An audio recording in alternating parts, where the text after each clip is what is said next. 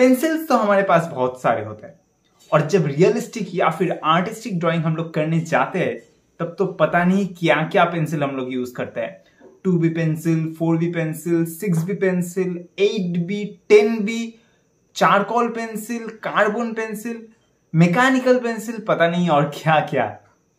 पर अगर मैं आप लोगों को कहूं कि अगर आप लोगों को सही टेक्निक पता हो तो अगर आपके पास एक भी पेंसिल है तो उसी से भी आप लोग आर्टिस्टिक या फिर रियलिस्टिक शेडिंग कर सकते हो। तो क्यों इम्पॉसिबल लग रहा है? Hey everyone, I am Deepankar और मेरा काम यही है किसी भी इम्पॉसिबल चीज को पॉसिबल करके आप लोगों को सिंप्लीफाइड फॉर्म में समझाना।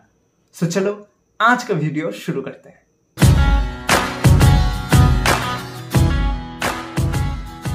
आज के इस पूरे ड्राइंग के लिए मैंने सिर्फ ये एक आर्ट लाइन का पेंसिल यूज किया है, वो है 8B पेंसिल। ओके, तो पेंसिल के बारे में बाद में बातें करेंगे। यहाँ पर पहले मैं आउटलाइन को कर लेता हूँ, ठीक है। तो यहाँ पर देख सकते हो जो आउटलाइन ड्राइंग है वो मैं थोड़ा अलग टेक्निक में कर रहा हूँ। इसे कहते हैं मेजरमेंट टेक्निक। यहाँ पर मैं मोटे मोटे तौर से आप लोगों को बता देता हूँ कि ये क्या है। अगर डिटेल में मेजरमेंट टेक्निक के बारे में जानना चाहते हो मुझे नीचे कमेंट करके आप लोग जरूर बताना, तो उसके ऊपर एक अलग से वीडियो जरूर लेके आऊंगा। तो यहाँ पर मेजरमेंट टेक्निक कैसे किया जाता है, आपका जो रेफरेंस इमेज या फिर रेफरेंस फोटो होता है उसे आपको एक्चुअल जिस साइज में आप लोग ड्रॉ कर रहे हो उसके सेम साइज में रखना होता है और उसके बाद ऐसे पेंसिल से या फिर किसी अलग स्टिक से जिसका जितना लेंथ है, जिस एरिया का जितना लेंथ है उतना आपको उसके ऊपर लेना है। फिर उसको आपका जो ड्राइंग शीट है उसके ऊपर लेकर ऐसे मार्क कर देना है। यहाँ पर मेरे पास आईपैड है तो मैं स्क्रीन से ही कर रहा हूँ। आप लोग प्रिंट करके प्रिंट आउट से भी सेम तरीके से मेजर करके कर सकते हो। तो यही है मेन टेक्निक। तो इसके साथ कुछ और भी ऐसे नियम को फॉलो किया जाता है, कुछ चीजें ऐसे ध्यान में रखा जाता है। तो डिटेल में मैं बाद में समझाऊंगा, आप लोग नीचे कमेंट कर देना, तो दूसरा एक अलग से ट्यूटोरियल उसके ऊपर लेके आऊंगा। तो आज का जो वीडियो है वो पूरी है कि मैं कैसे एक पेंसिल से पूरा ड्राइंग कंप्लीट करूंगा। ओके, तो यहाँ पर जो पेंसिल है वो है नॉर्मल आर्ट लाइन का एक 8B पेंसिल, ठीक है। तो पेंसिल के बारे में थोड़ा बातें करते हैं। चलो, तो समझ लो आपको किसी ने कहा कि आपके पास तो बहुत सारे पेंसिल है, आप सिर्फ एक पेंसिल चूज कर सकते हो जिससे आपको पूरा पोर्ट्रेट ड्रॉ करना है। तो इसके लिए जो सबसे बेटर पेंसिल है वो है 4B पेंसिल या फिर 8B पेंसिल, ठीक है। ये है सबसे आइडियल पेंसिल जिससे आप सारे काम कर सकते हो। यहाँ पर मैं 8B पेंसिल को चूज किया है यहाँ पर। क्यों? क्योंकि 8B पेंसिल से आप तो इजीली डार्क एरियाज को कर ही सकते हो, ठीक है। 8B पेंसिल तो बनाई है डार्क एरियाज के लिए, पर अगर आपके हाथ के ऊपर, आपके प्रेशर के ऊपर आपको बराबर कंट्रोल है, फिर आप उसी 8B पेंसिल से भी हल्का एरिया मिड टोन जो है उसको भी शेड दे सकते हो। और उसके लिए आपको कुछ फॉलो करना होगा, कुछ टेक्निक्स, कुछ जो स्पेशल शेडिंग टेक्निक्स है उस तरीके से आपको शेड्स देना होगा। तो आप जब ऐसे ही एक पेंसिल से ड्रॉ करने जाओ, लाइव स्केचिंग कर रहे हो, तब तो उतना ज़्यादा चीज़ें आप नहीं ले सकते। तब हमेशा प्रेफर करना 4B या फिर 10B पेंसिल ड्रॉ करने के लिए। अगर आपका रेफरेंस जो फोटो है वो बहुत ही हल्का शेड में है, मतलब ज़्यादा डार्क टोन्स नहीं है, तब आप लोग 4B पेंसिल से कर सकते हो। और अगर आपका रेफरेंस फोटो थोड़ा डार्क टोन में है तब आप लोग 8B पेंसिल इस्तेमाल कर सकते हो। ओके, तो ये है पेंसिल के बारे में। तो चलो अब शेडिंग के बारे में थोड़ा जान लेते हैं। तो यहाँ पर देखो पूरा जो ड्राइंग में मैं शेड कर रहा हूँ वो कैसे कर रहा हूँ। पेंसिल को पहले देखो, पेंसिल को मैंने ऐसे लंबा करके पहले शेड कर लिया है। नॉर्मल शार्पनेस से शार्प किया हुआ नहीं है, थोड़ा ऐसे लंबा करके ब्लेड से शार्प किया है ताकि मुझे बार बार शार्प करना ना पड़े। और क्योंकि मैं यहाँ पर एक पेंसिल इस्तेमाल कर रहा हूँ तो इसका जरूरत पड़ेगा, वरना बार बार शार्प करने से पेंसिल भी खराब होगा और जो शार्पनेस है वो हर टाइम सेम भी नहीं रहेगा। तो ऐसे शार्प कर लो पहले। और ऐसे शार्प करने से फायदा एक और है कि आप एक ही बार में बहुत ही बड़ा एरिया में शेड दे सकते हो, क्योंकि लिड का एक बड़ा हिस्सा हमें एक ही बारी में ही मिल जाता है। अब देखो यहाँ पर शेडिंग के जो मेन मुद्दा है वो है एंगल, मतलब आप कहाँ पर किस एंगल में शेड दे रहे हो। एंगल अगर खराब हो गया तो कोई आपको बचा नहीं पाएगा, ठीक है। इसके लिए आप लोगों को जो चीज आप ड्रॉ कर रहे हो उसका एंगल समझना होता है, मतलब वो किस तरफ से किस तरफ गया है वो एरिया।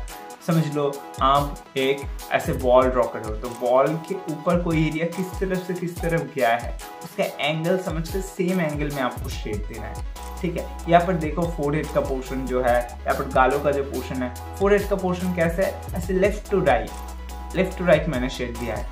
और जो गालों का पोर्शन है उसे मैंने स्ट्रेट शेड दिया है, क्योंकि गाल ऐसे नीचे की तरफ आ गया है लेफ्ट साइड का, और राइट साइड का थोड़ा ऐसे एंगल करके फिर नीचे की तरफ आएगा। बट फोरहेड का पोर्शन ऐसे फ्लैट है, फ्लैट जाके फिर नीचे की तरफ ऐसे आएगा। तो एंगल जो है उसे आप लोग को सिंप्लीफाइड करके समझना है। और जब रेफरेंस फोटो आप लोग देख रहे हो तब उसमें दूसरा जो चीज़ आपको ध्यान में देना है वो है वैल्यू, मतलब कहाँ पर कितना डार्क है। तो यही है नेक्स्ट टॉपिक। समझ में आ गया। पहले तो आपको क्या करना है, एंगल्स को बराबर समझना है और शेडिंग को उसी एंगल में देना है। एंगल्स तो हमने समझ लिए, पर एक पेंसिल से कैसे डार्क एरियाज और लाइट एरियाज बनाए, ये तो मेन क्वेश्चन है ना। तो ये बात है।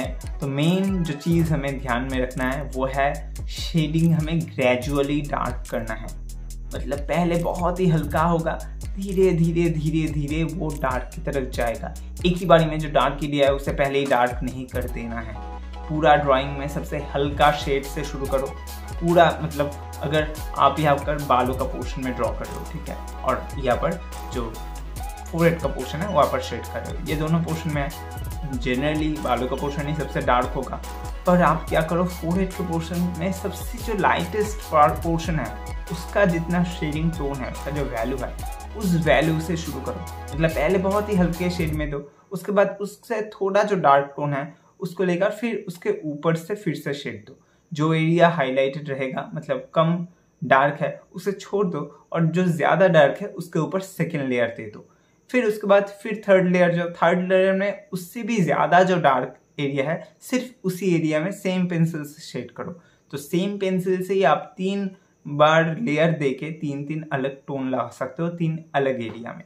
तो ऐसे ही किया जाता है। और अगर 8 पेंसिल से अगर आप लोग समझ रहे हो कि ज़्यादा हल्का नहीं होता है ब्रो, आप खुद से ट्राई करो, पर आपको कोई प्रेशर अप्लाई नहीं करना है। हाथ के ऊपर ऐसे सिर्फ ऐसे अगर टच करने से जितना प्रेशर दिया जाता है वैसे टच करने का जितना प्रेशर है उसी प्रेशर से आपको पेपर के ऊपर देना है। एक्स्ट्रा करके कोई पेंसिल से प्रेशर नहीं देना है। और प्रेशर कम देने का भाई एक टेक्निक है, पेंसिल को जितना हो सके दूर पकड़ के शेड दो। जितना आप पास पकड़ोगे ग्रिप ज्यादा होगा, प्रेशर ज्यादा अप्लाई होगा और डिटेलिंग भी ज्यादा आएगा, ठीक है। उसमें पहले प्रॉब्लम होगा, वो पहले लेयर में नहीं देना है। पहले लेयर्स में जितना हो सके दूर पेंसिल पकड़ो तो हल्का शेड होगा, लंबा शेड होगा। और पहले लेयर्स में हमें यही चाहिए, जितना हो सके हल्का शेड और लंबा स्ट्रोक। घिसके नहीं देना है, सिंगल करके शेड देना है। इससे एक यूनिफॉर्म शेड बनता है। और धीरे धीरे ग्रेडियंट को हमें फॉलो करना है, मतलब लाइट एरिया से धीरे धीरे डार्क एरिया।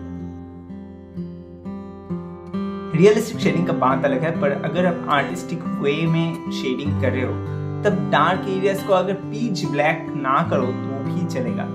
थोड़ा मैं एग्जांपल देकर बता देता हूँ। मैं तो एक छोटा मोटा आर्टिस्ट हूँ, ठीक है, पर जो मास्टर आर्टिस्ट है पूरा वर्ल्ड वाइड, उनका थोड़ा आर्ट मैं यहाँ पर आप लोग एग्जाम्पल की तरह दिखाना चाहता हूँ। देखो इन सारे आर्ट को, इसका जो डार्क एरियाज है उसमें ज्यादा काम नहीं किया हुआ है, उसमें एक फ्लैट टोन देकर छोड़ दिया है और उसे भी उतना ज्यादा डार्क भी नहीं किया है, ठीक है। बट वो जो डार्क एरिया है ये समझ में आ रहा है। और ये जो टेक्सचर है, ये जो नया टेक्निक है, वो पूरा ड्राइंग में एक अलग सा ऐसा एक फ्लेवर दे रहा है। मतलब ऐसा नॉर्मल कोई एक फोटो कॉपी वाला ड्राइंग नहीं लग रहा है कि एकदम फोटो की हूबहू है। वो तो सब कर सकते हैं, पर थोड़ा यूनिक है ये करना प्रैक्टिस करो, ठीक है। डार्क एरिया उतना ज्यादा डार्क ना हो तो भी चलेगा, पर जो मिड टोन है और जो हाईलाइट है उसे आपको अच्छे से दिखाना है। जितना अच्छे से आप लोग हाईलाइट और मिड टोन को रखोगे ड्राइंग में, उतना ही आपका ड्राइंग निखर के आएगा। और डार्क टोन में फ्लैट टोन देकर आप छोड़ सकते हो, ठीक है। तो इससे एक अच्छा सा एक आर्टिस्टिक वे में प्रेजेंट होता है पूरा पोर्ट्रेट। सिर्फ पोर्ट्रेट क्यों, किसी भी ड्राइंग कर रहे हो, मतलब ऐसे कोई स्टिल लाइफ ड्राइंग या फिर अलग कोई चीज, सब में ये सारी चीजें अप्लाई होता है। यहाँ पर मैं आप लोग को रिकमेंड करूंगा प्रोको और स्टीफन बाउमन का चैनल। दोनों का चैनल आप लोग यूट्यूब पर जाके सर्च कर सकते हो, प्रोको और स्टीफन बाउमन। इंग्लिश में है पर आप लोग समझ लोगे। वो सारे वीडियोस देखना उन सारे आर्टिस्ट का, तो समझ में आएगा कि उनका जो टेक्निक है वो कैसे ड्रॉ करता है और शेडिंग स्किल कैसे काम करता है उनका, ठीक है। सो लास्टली देखो मेरा ड्राइंग कैसा बना है और पूरा प्रोसेस आप लोगों ने देखा, तो आई होप आप लोग समझ चुके हो। मेन मुद्दा इस वीडियो का यही है कि डोंट डिपेंड अपॉन मटेरियल्स, मतलब आर्ट मटेरियल्स के ऊपर ज्यादा डिपेंडेंट मत हो, ठीक है। जितना आप आर्ट मटेरियल के बारे में सोचने लगोगे उतना ज़्यादा आपका कॉन्फिडेंस लो हो जाएगा। आपको खुद को इस तरीके से डेवलप करना है कि कम से कम मटेरियल में आप अच्छे से अच्छा ड्राइंग कर पाओ।